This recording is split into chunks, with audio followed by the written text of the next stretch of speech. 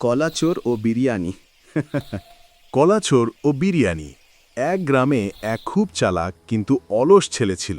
তার নাম হুলো। হুলোকে কেউ কোনো কাজ করতে বললেই সে এমনভাবে হাঁপাতো যেন সে সবেমাত্র হিমালয় জয় করে এসেছে। একদিন দুপুরে হুলো দেখল তার প্রতিবেশী দাদু, যার নাম ন্যাপা, কলা গাছের পরিচর্যা করছেন।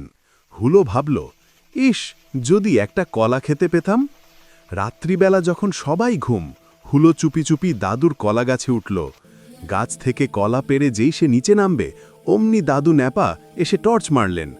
দাদু, কে রে, গাছের ওপর কি করছিস?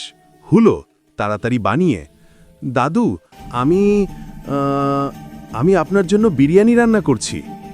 দাদু, কলা গাছে বিরিয়ানি? কি বলছিস?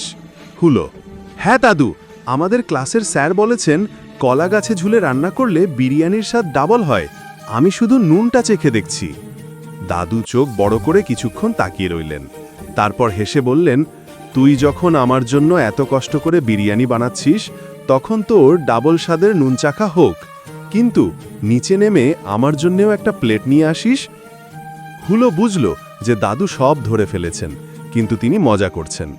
হুলো লজ্জা পেয়ে কলা নিয়ে নিচে নেমে এলো। তারপর থেকে হুলো আর কোনোদিন চুরি করেনি, কারণ সে বুঝতে পেরেছিল কলা গাছে বিরিয়ানি হয় না, কিন্তু ধরা পড়লে লজ্জার ব্যাপারটা ডাবল হয়ে যায়।